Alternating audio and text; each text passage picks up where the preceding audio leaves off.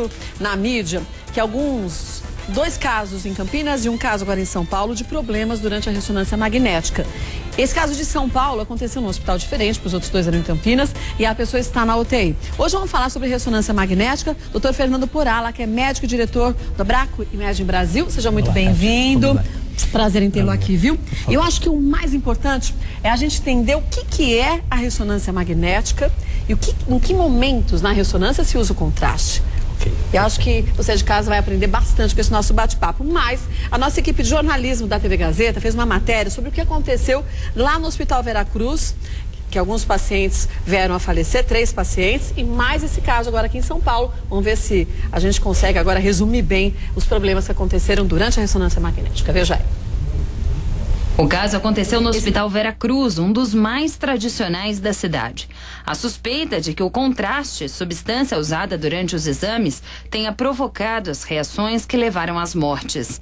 As 3 vítimas, 2 homens e uma mulher, realizaram ressonância magnética no crânio, porém em salas e momentos diferentes. Os equipamentos também não eram os mesmos. A mulher chegou a voltar para casa, mas passou mal e morreu quando retornou ao hospital. Já os 2 homens tiveram reações momentos depois do procedimento e morreram no local. A empresa responsável pelo contraste é terceirizada e o hospital aguarda os laudos do IML. Olha, todas as vítimas, segundo o que dizem, apresentavam os mesmos sintomas. Então, hipóteses: sofrimento hepático, algum fator químico ou uma hipótese biológica, um problema que a pessoa tenha.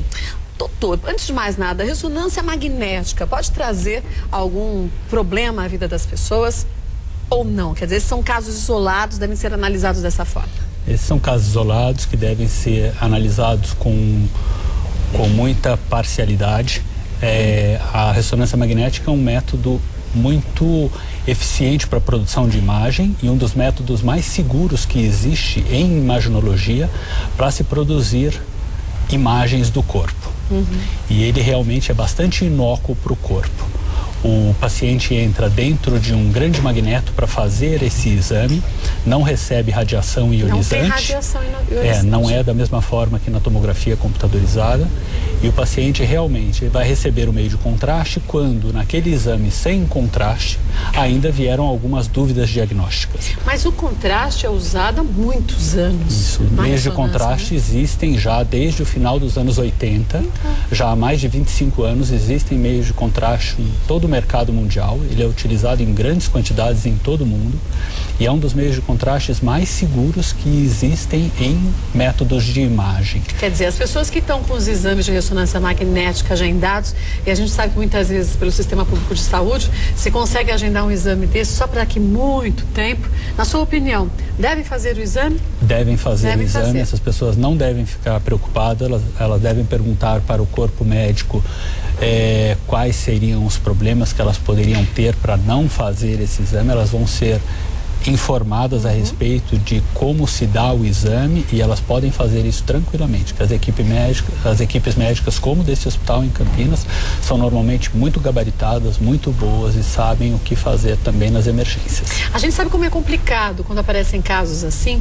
Acaba sendo alarmante para a população e as pessoas acabam tendo medo. Eu até vi numa reportagem essa semana alguns pacientes que tinham marcado já há um tempo a ressonância magnética e acharam melhor não fazer para não correr risco. O que pode acontecer no exame de ressonância magnética com contraste ou qualquer outro exame com contraste para a pessoa ter uma reação?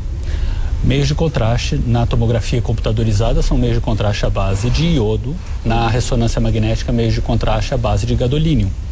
Esses são átomos que você vê naquela tabela periódica quando se estuda a química e são uma química diferente que entra dentro do corpo da pessoa. O meio de contraste ele é aplicado endovenoso e se distribui pelos vários órgãos do corpo, por todos os tecidos, possibilitando essa melhor contrastação.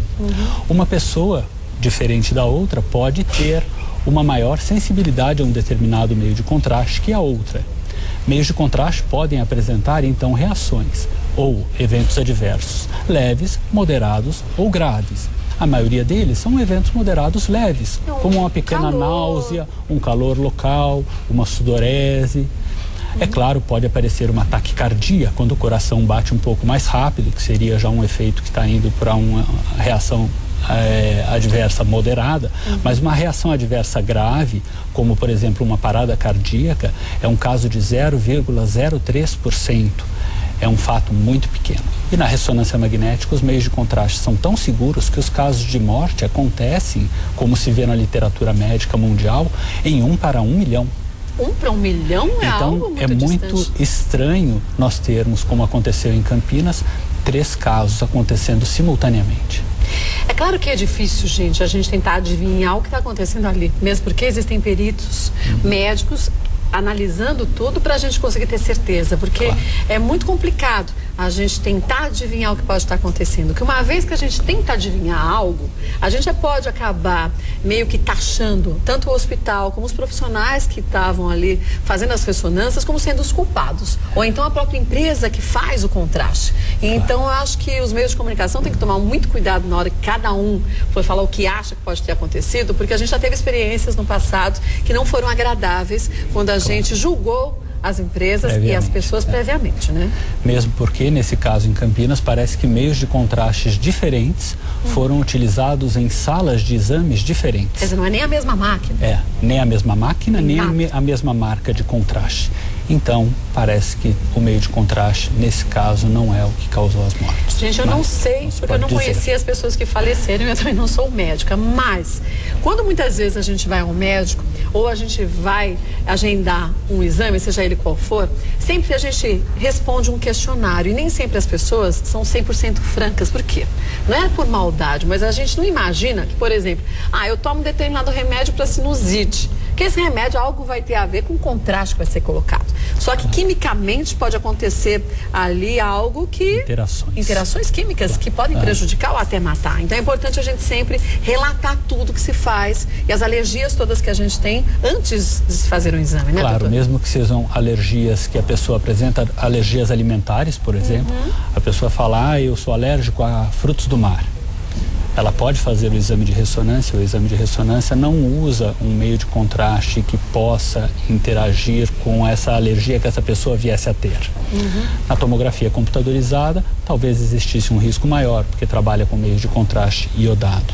Mas a pessoa deve sempre dizer aquilo que ela tem de história pregressa, dizer que medicamentos ela toma, que doenças ela já teve, se ela já apresentou alguma reação adversa, quando ela fez algum outro exame de tomografia ou de ressonância, para alertar a equipe médica antes de se submeter ao exame com meios de contraste. Lembrando que ela sempre pode fazer o exame de tomografia ou de ressonância sem haver a necessidade de receber a administração do meio de contraste. Só em alguns casos o contraste é indicado, né? Claro.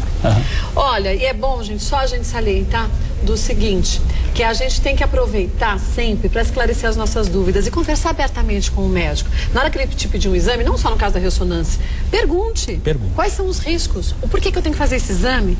O que eu devo fazer? Qual a minha postura? E assim a gente também fica um pouco mais seguro, né? Volto já pra gente continuar, tem muita coisa ainda pra ser dita. Se você quiser fazer alguma pergunta pro Dr. Fernando, é claro que pode. mulheres@tvgazeta.com.br.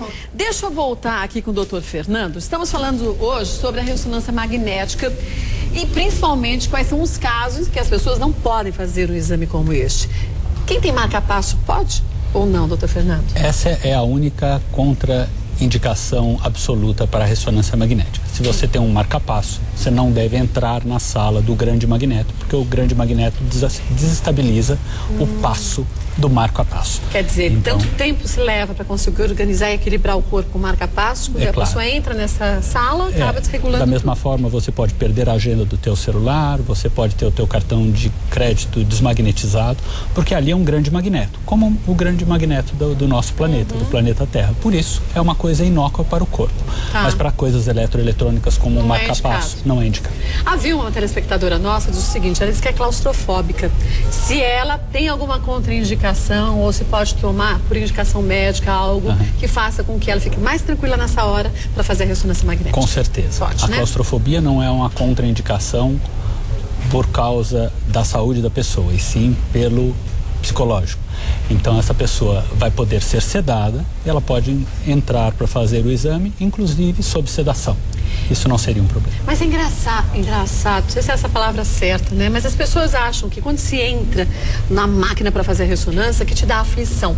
Imagine-se que é muito apertadinho, e não é, gente, é uma distância tão grande, é tranquilo. Elas eram pequenas. Mas hoje em dia são muito maiores. 20, 30 anos atrás, as ressonâncias magnéticas eram relativamente pequenas. Hoje você tem esse gantry, que é essa área central de aproximadamente 70 centímetros, então, é bastante grande, você consegue, e elas estão bem menores também no tamanho. Quando você entra para fazer um exame de abdômen, a cabeça fica praticamente fora do outro lado. É bastante tranquilo. E é tão rápido o exame, eu sei porque eu fiz por causa da sinusite, quando você pensa que está começando, já acabou. Essa é a tomografia, é sempre muito rápida. A tomografia, né? Hoje em dia, você consegue exames em 3, 4, 5 minutos. A ressonância magnética, pela física do exame, o exame demora um pouco mais. Mas também não é o exame muito mais demora uns 20 minutos. Mas é tranquilo. Se você faz com contraste, no máximo 30, 40 minutos. Para se ter um mapeamento tão perfeito do corpo. É um mapeamento né? perfeito, você consegue verificar metástases, melhor definição de tecidos malignos, benignos. Outra telespectadora nossa, qual é o nome dela, Rico? Tamires, ela pergunta o seguinte: não tem como se fazer a ressonância ou a tomografia sem o contraste? Em quais casos que há necessidade mesmo do contraste? O contraste vai ser necessário apenas quando existe uma dúvida clínica. Se existe uma dúvida clínica se aquela lesão é isso ou aquilo, e o médico fazendo aquele exame, então, sem o contraste, seja na tomografia, seja na ressonância, não conseguiu dar o diagnóstico final, o meio de contraste vai ser aplicado. Ele, então, vai permitir a melhor visualização de metástases pequenas que poderiam não ter sido vistas naquele exame, a diferenciação de nódulos hepáticos quando você tem uma lesão benigna ou uma lesão maligna. Ela pergunta ainda se traz risco. Tirando aqueles, como a gente falou anteriormente, não traz risco nenhum. O meio de né? contraste ele vai ser filtrado pelos rins, depois de 24 horas, 95% do meio de contraste já foi filtrado, você vai poder se hidratar bem, bebendo bastante líquidos e vai estar com a tua vida normal a partir do momento que você saiu da sala.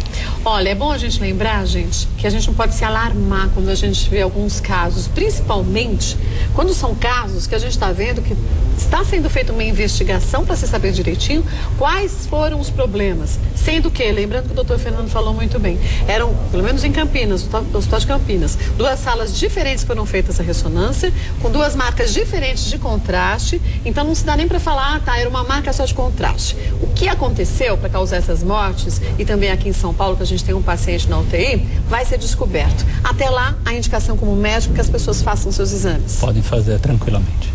Queria agradecer a participação do Dr. Fernando Purala. Deixo aqui nosso espaço para a gente sempre poder falar sobre o quanto que a saúde é importante, mas o quanto que a informação tem que ser a nossa grande aliada, né, doutor? Muito obrigado. Obrigada mais uma vez. E o prazer foi meu.